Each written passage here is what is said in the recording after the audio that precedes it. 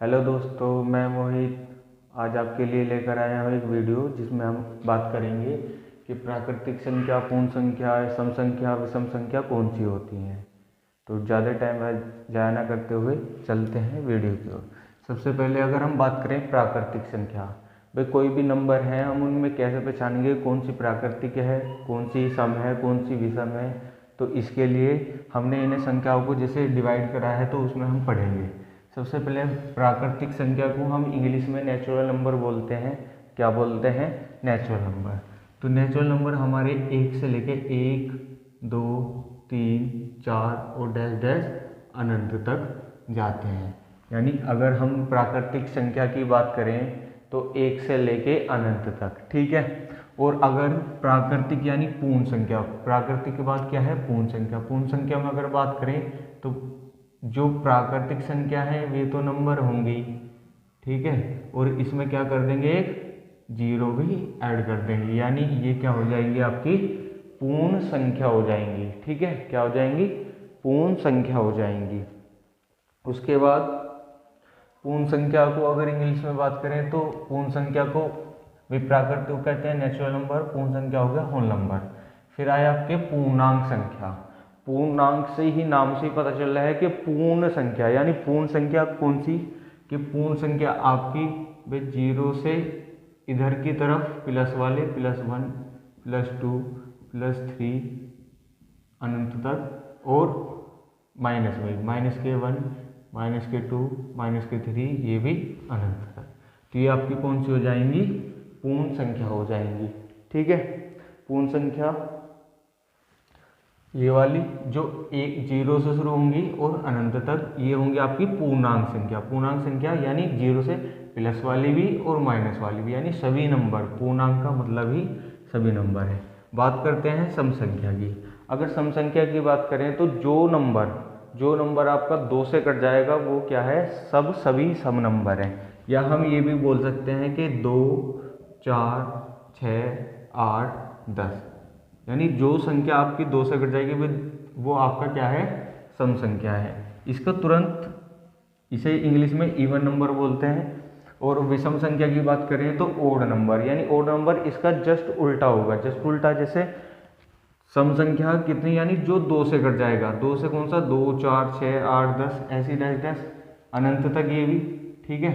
और विषम संख्या कौन सी हो जाएगी? जो 2 से नहीं कटेगा। तो 2 से कौन से नहीं कटने का? 1, 3, 5, 7 डैश डैश, यानी ये कौन से हो गए? आपके ओड नंबर, ठीक है। बात करते हैं भाज्य संख्या की।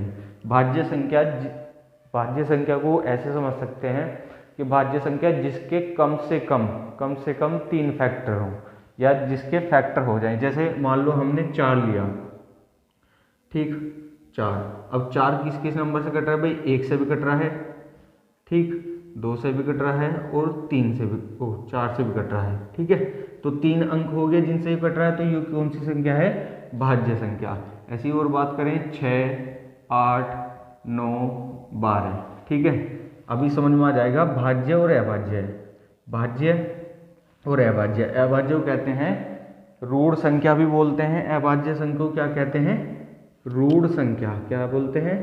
रूढ़ संख्या, ठीक है। अभाज्य संख्या को रूढ़ संख्या या इंग्लिश में प्राइम नंबर भी बोलते हैं। तो प्राइम नंबर कौन से होते हैं? भाई 2 डेफिनेशन है, दोनों याद देख लो। भाई जो एक तो खुद से कटता हो, किससे? एक तो खुद से, और एक से कटता हो, तो वे संख्या क्या है? अभाज्य संख्या। या हम मैथ में कह सकते हैं जिसके क्या हो? 2 गुणनखंड हो। क्या हो? 2 फैक्टर हो। जैसे अगर मैं बात करूं 5 की, तो 5 किससे कटेगा? एक तो 1 से कटेगा, और एक अपने आप यानी 5 से कटेगा, ठीक है। तो ये आपका क्या नंबर हो गया? एक अभाज्य संख्या होगी, ठीक है। ऐसी अगर हम बात करें 7 की, ठीक, और 11, 13, और इससे पीछे वाली आपकी हो जाएगी 2 और 3, ठीक है। एक नहीं है, एक अभाज्य संख्या नहीं है। सबसे छोटी अभाज्य संख्या 2, क्योंकि 2 किससे कटेगा? एक तो 1 से कटेगा और एक 2 से कटेगा, ठीक है। तो इसके गुणनखंड कितने हो गए? 2 गुणनखंड हुए। एक तो 1 से कट गया और एक अपने आप से कट गया, ठीक है। तो 2 गुणनखंड हुए, ठीक। और दो ही एक ऐसी संख्या है जो सम संख्या है। इससे अलग और सारी संख्या जितनी भी मिलेगी आपको, सभी संख्या क्या मिलेगी आपको, विषम संख्या मिलेगी। भाई 2, 3, 5, 7, 11, 13, फिर आपका 17, 19, 23, ये सारी आपकी क्या होंगी, विषम होंगी। लेकिन दो ही एक ऐसी संख्या है जो क्या होगी, सम संख्या होगी। ठीक है, ये होगी आपकी अभाज्य संख्या, या हम कह सकते हैं अभाज्य को छोड़कर सभी संख्या क्या है, भाज्य संख्या है। ठीक, अब बात करते हैं सहअभाज्य। अभाज्य तो समझ में आ गया होगा आपका, इसी से मिलके ये सहअभाज्य मिला है। इसमें क्या है, कोई भी दो नंबर होंगे जिसका हम ये भी कह सकते हैं जिसका गुणनखंड कितना होगा, 1 होगा, जिसका गुणनखंड या फैक्टर कितना होगा, 1। यानी जैसे अगर हम बात करें 5 और 16, कि जरूरी नहीं है विषम संख्या या अभाज्य ही होंगी। भाई मान लो अभाज्य 5 और आपका 7 है, ये तो सहअभाज्य होगी क्योंकि दोनों का गुणनखंड कितना है, 1 है। लेकिन अगर इसकी भी बात करें 5 और 16 की, 5 और 16 की बात करें तो 5 भी आपका किससे कट रहा है, भाई 1 से, और 16 भी आपका 1, यानी दोनों में कॉमन क्या है, एक ही नंबर है। ठीक है भाई, कटने को तो 2 से भी, 4 से भी, 8 से भी, पर लेकिन 5 तो नहीं कट रहा, तो ये आपकी क्या हो जाएंगे, सहअभाज्य गुणनखंड। ठीक, बात करेंगे फिर परिमेय संख्या की। परिमेय संख्या इसका सिंपल सा है, जो p/q की फॉर्म में होगा, यानी जो भिन्न के रूप में लिखा होगा वह आपकी क्या है, परिमेय संख्या है। पर लेकिन q जो है वो 0 नहीं होना चाहिए। ठीक है, 0 नहीं होना चाहिए, यानी बटे में 0 नहीं होना चाहिए। ठीक, अगर इसके एग्जाम्पल की बात करें तो सबसे पहले मोस्ट इम्पोर्टेंट एग्जाम्पल इसका जो है 22/7। इसे कई बार पेपर में पूछ लिया कि 22/7 जो है आपकी परिमेय संख्या है या अपरिमेय संख्या है। तो 22/7 क्या है, आपकी परिमेय संख्या है। ठीक है, और अगर बात करूँ 5, अब मान लो 5 आप कहोगे कि बटे में तो वही नहीं, पर लेकिन हर संख्या के नीचे क्या होता है आपका, 1 होता है।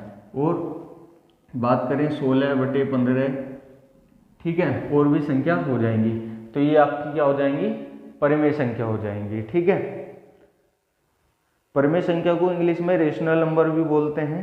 और अपरिमेय की बात करें तो अपरिमेय में सबसे मोस्ट इम्पोर्टेंट पाई, यानी परिमेय से छोड़ के जो संख्या होंगी वे क्या है, अपरिमेय। तो इसका सबसे इम्पोर्टेंट आपको इम्पोर्टेंट याद रखना है, क्वेश्चन कई बार आया है कि निम्नलिखित में से परिमेय कौन सी है, अपरिमेय, और ये 2 ऑप्शन जरूर मिलेंगे। तो इन दोनों को आपको ध्यान से रखना है, क्योंकि पाई की वैल्यू 22/7 होती है। बच्चा इसे क्या लगाएगा, अपरिमेय लगाएगा, सोच के कि भाई ये तो पाई की वैल्यू दी है। ठीक है, लेकिन परिमेय संख्या में 22/7 है और अपरिमेय संख्या में आपका सिंपल पाई है। ठीक है, या √2 या √3, लेकिन इसमें अगर मैं √4 लिख दूं तो वो अपरिमेय संख्या नहीं होगी। क्यों, क्योंकि √4 को हम क्या लिख सकते हैं, √4 को तो हम